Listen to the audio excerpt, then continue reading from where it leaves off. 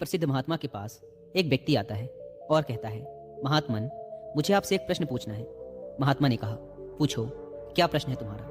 व्यक्ति ने कहा, हम सभी लोगों के पास 2 हाथ, 2 पैर, एक दिमाग और 24 घंटे का समय होता है, लेकिन कुछ थोड़े से लोग बहुत ज़्यादा सफल हो जाते हैं। सभी उनकी इज्जत करते हैं, उनसे दोस्ती करना चाहते हैं, उनके साथ समय बिताना चाहते हैं, लेकिन ज़्यादातर लोग सिर्फ सफलता की चाहत लिए और एक सामान्य सा जीवन जीकर ही इस दुनिया को अलविदा बोल देते हैं।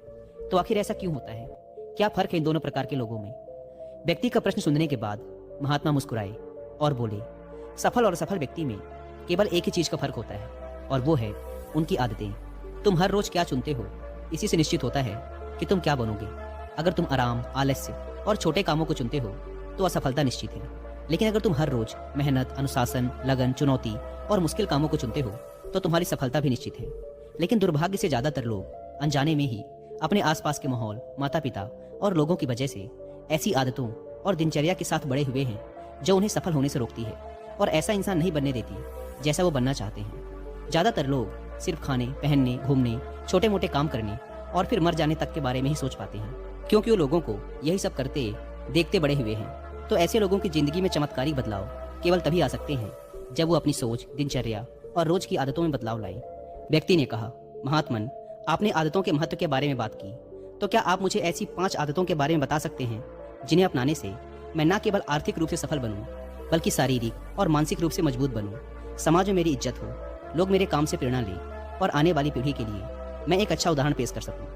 महात्मा ने कहा, बिल्कुल, आज मैं तुम्हें जिन 5 आदतों के बारे में बताने जा रहा हूँ उनका प्रभाव तुम्हें तुरंत नहीं दिखेगा, लेकिन अगर तुम इन 5 आदतों को अपने जीवन का हिस्सा बना लेते हो तो तुम दुनिया के 99% लोगों से हमेशा आगे रहोगे और सफलता तुम्हारे कदम चूमेगी। महात्मा ने कहना शुरू किया, पहली आदत, अपनी सुबह का नियंत्रण अपने हाथों में लो। हर सुबह हमारे पास 2 विकल्प होते हैं। पहला, कि हम सोते हुए लगातार सपने देखते रहें, या फिर सुबह जल्दी उठकर उन सपनों को पूरा करने के लिए मेहनत करें। लेकिन दुर्भाग्य से ज्यादातर लोग पहला विकल्प ही चुनते हैं और खुद को बिस्तर के आराम से निकलने नहीं देते, और जब ये देर से सोकर उठते हैं उसके बाद भी अपना सुबह का बचा हुआ समय फालतू के कामों जैसे इधर उधर घूमना या बैठकर दोस्तों या घर वालों के साथ गप्पे मारने में निकाल देते हैं, और ये एक असफल व शिकायत करने वाले व्यक्ति की पहली निशानी है।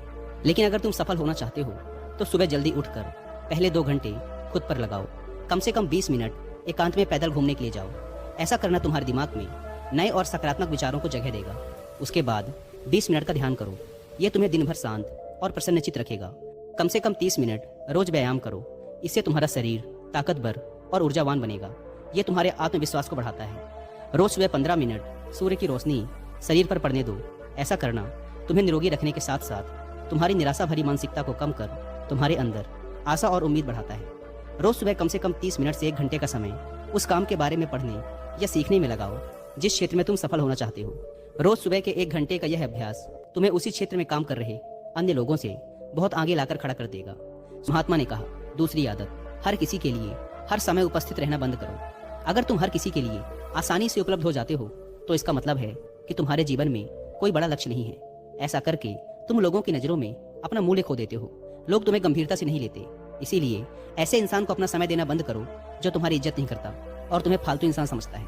ध्यान रखो, अगर हर इंसान अपनी मर्जी के अनुसार तुम्हारे समय का उपयोग कर रहा है और तुम सभी के लिए आसानी से उपलब्ध हो तो तुम कभी भी एक प्रभावशाली व्यक्ति नहीं बन सकते। तुम्हारी इस कमी की वजह से लोग तुम्हारी अच्छाइयों पर भी ध्यान नहीं देंगे और तुम्हें हल्के मिलेंगे। लेकिन इसकी जगह अगर तुम समझदारी के साथ अपने समय का सही उपयोग करके अपने लक्ष्य की तरफ बढ़ते रहोगे तो लोग तुम्हारी इज्जत भी करेंगे और तुमसे प्रेरणा भी लेंगे। ध्यान रखो, सूरज की अनुपस्थिति में ही लोग उसकी कीमत को जान पाते हैं। जितने लंबे समय तक बरसात के बादल रहेंगे उतनी ही ज्यादा लोगों के अंदर सूरज को देखने की चाहत बढ़ेगी।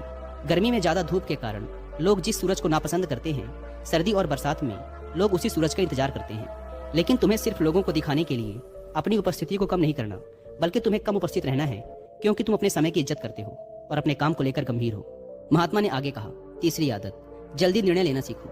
कमजोर विचारों वाले लोग हर निर्णय को लेने में समय लगाते हैं, लेकिन जो उच्च प्रदर्शन करने वाले लोग होते हैं वो जल्दी निर्णय करते हैं और काम पे लग जाते हैं। जल्दी निर्णय लेने वाला इंसान देर से निर्णय लेने वाले इंसान से हमेशा आगे रहता है, क्योंकि देर से निर्णय लेने वाला इंसान जब तक सोचेगा और हर संभावित विकल्प के बारे में विचार करेगा तब तक एक निर्णायक व्यक्ति निर्णय लेकर काम भी शुरू कर चुका होगा और जरूरत पड़ने पर खुद को या अपनी योजना को बदल भी चुका होगा।